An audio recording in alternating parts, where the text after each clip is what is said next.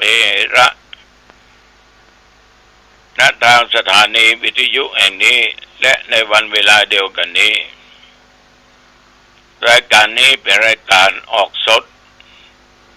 ออกสดอย่างได้ก็ตามญาติโยมก่อนที่จะได้อู้ได้จ่ายอย่างพึงไปก็เอามาใบพระปูชาพระรัตนตรัยกันก่อนเพื่อเป็นมงคลอะระหังสัมมาสัมพุทโธภควาพระผู้มีพระภาคเจ้าเป็นพระอรหันต์ดับเพลิงกิเลสเพลิงทุกข์สิ้นเชิงตรัสรู้ชอบได้โดยพระองค์เองพุทธังภวันตังอภิวาเทมิข้าพเจ้าอภิวาทพระผู้มีพระภาคเจ้าผู้รู้ผู้ตื่นผู้เบิกบานกราบพระพุทธสุภาคาโตภควตาธัมโมพระธรรมเป็นธรรมที่พระผู้มีพระภาคเจ้าตรัสไว้ดีแล้วธัมมังนัมสสามิข้าพเจ้านมัสการพระธรรมกราบพระธรรม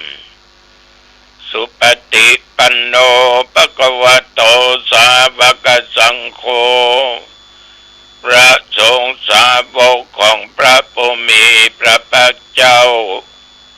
ปฏิบัติดีแล้วสังฆังนัมมามิข้าพเจ้านอบน้อมพระสงฆ์นะโมตัสสะภะคะวะโตอะระหะโตสัมมาสัมพุทธัสสะนะโมตัสสะภะคะวะโตอะระหะโตสัมมาสัมพุทธัสสะนะโมตัสสะภะคะวะโตอะระหะโตสัมมาสัมพุทธัสสะพุทธังสรณังคัจฉามิธัมมังสรณังคัจฉามิสังฆังสรณังคัจฉามิตุติยัมปิพุทธังสรณังคัจฉามิตุติยัมปิธัมมังสรณังคัจฉามิตุติยัมปิสังฆังสรณังคัจฉามิตติยัมปิพุทธังสรณังคัจฉามิตติยัมปิธัมมังสรณังคัจฉามิตติยัมปิสังฆังสรณังคัจฉามิอิติปิโสภะคะวะอะระหังสัมมาสัมพุทโธ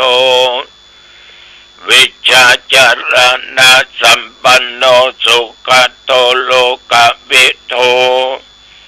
อนุตตโรปุริสธัมมสารถิสัทธาเทวมนุษย์สนังพุทโธภควาติยันตุนิมิตตังอัปปะมังคลัญจาโยจะมะนาโปจักกุณัสสะโธปะปะกะโอตุสิวินังอากันตังธัมมานุภาเวนะวินาสัมเมนตุยันตุนิมิตตังอัปปะมังคลัญจาโยจะมะนาโปจักกุณัสสะโธปะปะกะโอตุสุวินังอากันตังสังฆานุภาเวนะวินาสัมเมนตุสวากขาโตภควตาธัมโมสันติติโกอากาลิโกเอหิปัสสิโกโอปัญญิโกปัจจตังเวทิตาโพวิญญูหิติยันตุนิมิตตังอัปปะ มังคลัญจาโยจะมะนาโปสกุลดัสสะโทปะปะกะโอโตสุปินังอากันตังธรรมานุภาเวนะวินาสเมนตุสุปฏิปันโนภะคะวะโตสาวกสังโฆอุจุปฏิปันโนภะคะวะโตสาวกสังโฆสามีจิปฏิปันโนภะคะวะโตสาวกสังโฆยะติตังจัตตาริปุริสยุคานิอัตถปุริสปุคัลลาเอสะภะคะวะโตสาวกสังโฆอาหุนายโยปะหุนายโยตักขินายโยอัญชลิกรณิโยอนุตตลังปุญญเกตังโลกัสสาติยันดุนิมิตังอภมังคลัญจาโยจามนาปุสกุลนัสสะโทปะปะกะโอโตสุปินังอากันตังสังฆานุภาเวนะวินาสเมนตุโพจังโกสติสังฆโตธัมมานังวิจโยตถาวิริยัมปิติปัสสติโพชังกาจัตถาปะเรสัมมาตุเปขะโพชังคาสติเตสัพพทักษินาโมนีนาสัมมาทัคขาตาภาวิตาภาอุลิกตาสังวัตตันเตอภิญญายานิพพานายาจะโพธิยาเอเตนะสัจจวัจเจนะโสติเตโอตุสัพพทาเอกัสสมิงสมัยเยนะโตปุคัลลานัญจกัสสปังกิลานิตุกิเตติสวะปุจังเกสัตตะเตสัญญิเตจะตังอภินันติตวโรกามุจจิงสุตังกันเนเอเตนะสัจจวัจเจนะโสติเตโอตุสัพพทาเอกทัตตัมบราชาปิเกลัญเยนะปิปิริโตจุนดาเตเลนะตัญเยวะปนะเปตวนะสัตลังสัมโมติตวะจะอัปปะตะตัมมวุตาสิทานะโสเอเตนะสัจจวัจเจนะโสติเตโอตุสัพพทาปะอินาเตจะอัปปะตะตินันนัมปิมะเอสินังมัคคะอัตตกิเลสวะปัตตานุปติธัมมะตังเอเตนะสัจจวัจเจนะโสติเตโอตุสัพพทายันตุสักกะตัวพุทธรัตนังโอสัตตังอุตตมังวรังอิตังเทวมนุสสานังพุทธเตเจนะโสตินานัสสันตุปัตตวาสเปทุกขาวุปัสสเมนตุเตสักกะตัวธัมมารัตนังโอสัตตังอุตตมังวรังปะเลลาอุปัสสมานังธัมมเตเจนะโสตินานัสสันตุปัตตวาสเปปัญญาวุปัสสเมนตุเตสักกะตัวสังฆรัตนังโอสัตตังอุตตมังวรังอาอุนัยยังปะอุนัยยังสังฆเตเจนะโสตินานัสสันตุปัตตวาสเปโรกาวุปัสสเมนตุเตนัตติเมสะระนังอัญญังพุทโธเมสะระนังวะลังเอเตนะสัจจวัจเจนะโหตุเตชะยะมังคลังนัตติเมสะระนังอัญญังธัมโมเมสะระนังวะลังเอเตนะสัจจวัจเจนะโหตุเตชะยะมังคลัง นาติเมสรนังอัญญังสังโฆเมสรนังวรังเอเตนะสัจจวัจเจนะโหตุเตชยมังคลังภวตุสัพพมังคลังรักขันตุสัพพเทวตาสัพพพุทธานุภาเวนะสัทธาโสติภวันตุเตภวตุสัพพมังคลังรักขันตุสัพพเทวตาสัพพธรรมานุภาเวนะสัทธาโสติภวันตุเตภวตุสัพพมังคลังรักขันตุสัพพเทวตาสัพพสังฆานุภาเวนะสัทธาโสติภวันตุเต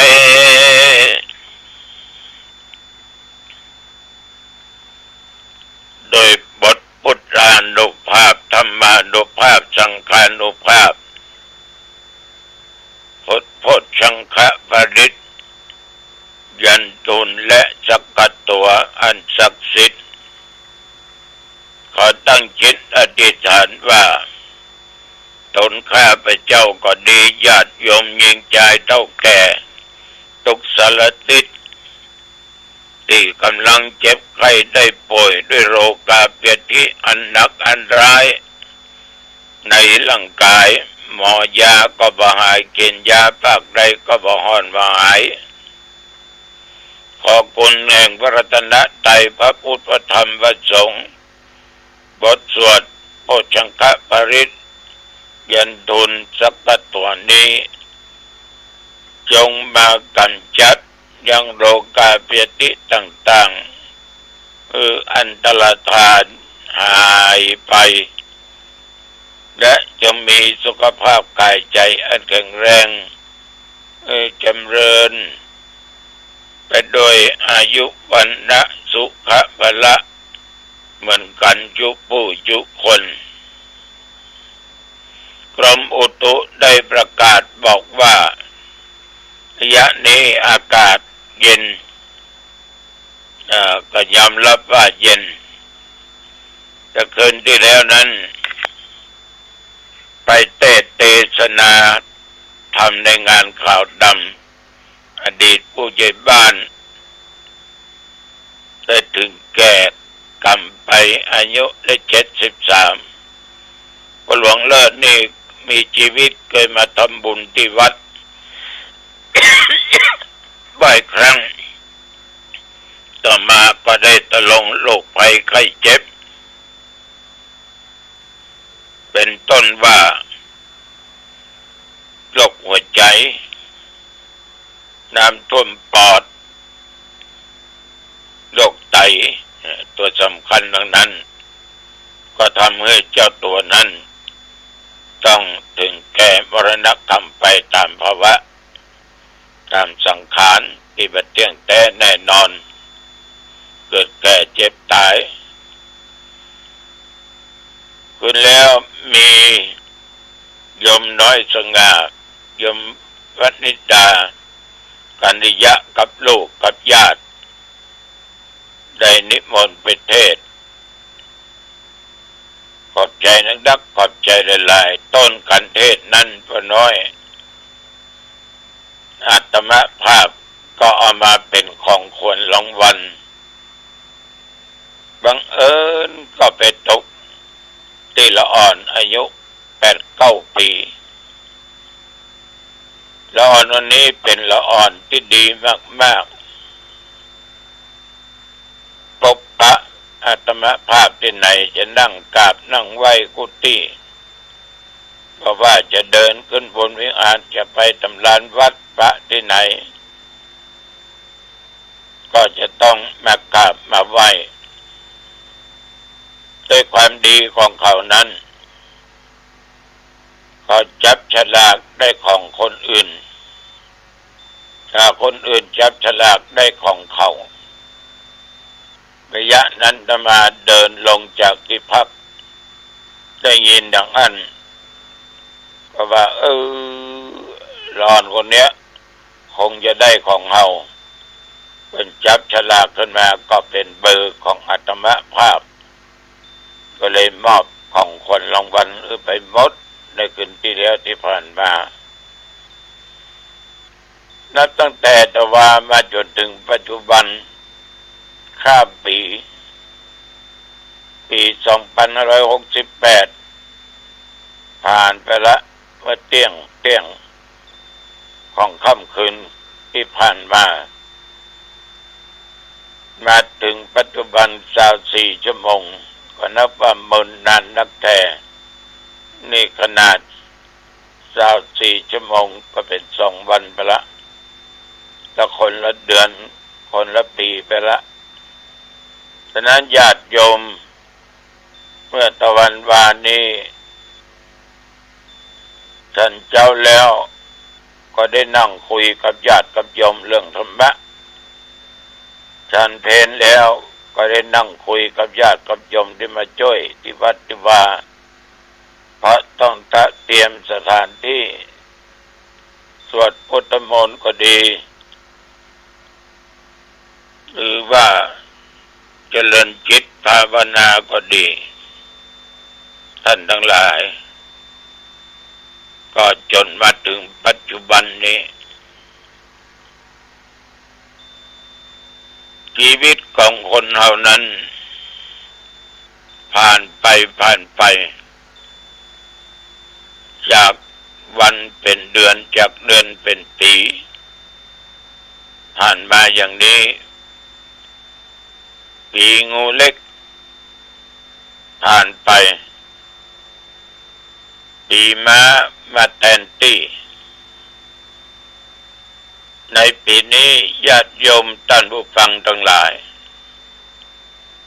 ถ้าหากจะอยากอนาคตก็ดีอย่างก็ตามอยู่เย็นเป็นสุขไม่เดือดร้อนโยมก็ต้องปฏิบัติตามหลักของธรรมะโดยบัดตั้งอยู่ในความประมาทมีสตินึกถึงความตายอาจจะมีแก่ตัวแก่ตนถ้าคนเราเนี่ยนึกถึงความตายที่จะเกิดมีกับตัวกับตนนั้นก็ได้ชื่อว่าเป็นคนมีสติเป็นคนมาตั้งอยู่ในความประมาทแต่บางคนก็มัวประมาทไปทำเตื้อไปเตื้อรอมันเท่ามันแก่น้อยค่อยไปค่อยทำส่วนบางคนประจวนไปวัดชวนไปสวดมนต์ข้ามปีชวนไปทำสิ่งที่ดีๆก็จะปฏิเสธแต่คนเราต้องปฏิเสธมันก็มาตั้งความประมาทเพราะว่าทุกคนนั้นต้องหูดีว่าบัจจาบนานก็ต้องจากต้องพากจากของรักของชอบใจทั้งสิ้นไปหมดคือว่าทุกคนหนีประพ้นนั่นคือแก่ความตายอย่างขึ้นแล้วที่จะมาบอกให้โยมเป็นผู้ใหญ่บ้านแต่เพิ่งอายุได้73 ปีก็จากโลกนี้ไปสู่โลกภายหน้าฉะนั้นญาติโยมมาพิจารณาถึงอย่างนี้แล้วก็ทำให้จิตใจเอาเนี่ยก็วันไปตามอารมณ์ต่างๆนึกเสมอว่าเปิ้ลว่าตัวคนไหนคนใดก็ตามเขาจะทำอะไรอย่างในสิ่งที่มันไปตั้งความประมาทเอาก็รีบทำเพราะว่าชีวิตประจำวันนานมันก็ต้องจากโลกนี้ไปสู่โลกภายหน้าก่อนที่จะจากกันไปคือมีเมตตาธรรมมีความปรารถนาดีต่อทุกคนมีความรัก มีความเอ็นดูต่อเพื่อนมนุษย์ท่านเขานั้น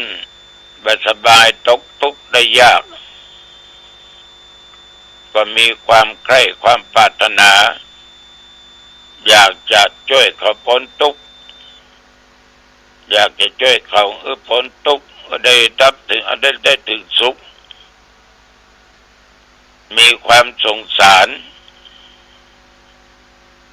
หันคนอื่นได้รับความทุกข์ทรมานก็คิดที่จะช่วยเหลืออยู่ตลอดด้วยเพื่อจนพ้นทุกข์พ้นยากนอกจากนั้นญาติโยมเอาอยู่ด้วยกันในสังคมนี้ชีวิตของคนเรานั้นมีความเป็นอยู่มีความได้มันจะแตกต่างกันไอ้ตัวนี้ป้องกันบางทีเกิดความตนีขี้เหนียวมีอะไรยังก็มีหลักยินดีต่อคนอื่นที่เพิ่นได้ดีก็ตัวก็แก่ตัวแก่ตนเองไปอิจฉาริษยาบ่ค่อยโยนไผสมมุติเพิ่นได้ดีก็จงเป็นสุขเถิดเนี่ยอยู่ในจิตในใจถ้ามันทำมาได้ก็ตั้งอยู่ในอุเบกขาความวางเฉยดีกว่าไปทำในสิ่งที่ไม่ดีเฉยต่อการกระทำในทางที่ดีความวางเฉยบ่ดีใจบ่เสียใจต่อหันคนอื่นถึงความวิบัติต่อความทุกข์ความยากความไร้สติและปัญญาง่ายๆก็หมายความว่ามีพรหมวิหารธรรมสี่พรหมวิหารนี้เป็นธรรมของผู้ใหญ่เมตตากรุณามุทิตาอุเบกขาฉะนั้นจึงขอฝากกับญาติกับโยมเมื่อมีพรหมวิหารธรรมทั้งสี่มีในจิตในใจและญาติโยมก็จะอยู่เป็นสุขวันนี้อาจจะหลงลืมไปเนอะมิ่งไปเพียงกรรมไปกรรมกว่ามันได้จะหลับนะเขาว่านะได้จะหลับว่าผิดถูกต้องขออภัยเพราะคืนที่แล้วนี้เกือบตี 2เสร็จตี 2นี่แหละเดี๋ยวจะนอนมาพักผ่อนตี 2ไปก็ได้พักผ่อนประมาณชั่วโมงกว่าเท่านั้นเองแต่วันนี้ตอนเช้าก็จะไปรับบิณฑบาตไปกล่าวสมโภชนียกถาคือแก่พี่น้องชาวบ้านในเขตเทศบาลตำบลหนองตองณที่เทศบาลตำบลหนองตองจะมีการทำบุญตักบาตรก็ฐานะเป็นพระเจ้าพระสงฆ์มีอายุพรรษาแล้วก็มีหน้าที่ต้องทำก็จะเป็นต้องไปรับบิณฑบาตในตอนเช้าในวันนี้เอาละวันนี้อุจาไปมาขอความผาสุกความเจริญจงบังเกิดแก่ญาติโยมท่านผู้ฟังทุกท่านทุกคนอายุวันโนสุขังพระลังที่เคารพการแบ่งปัน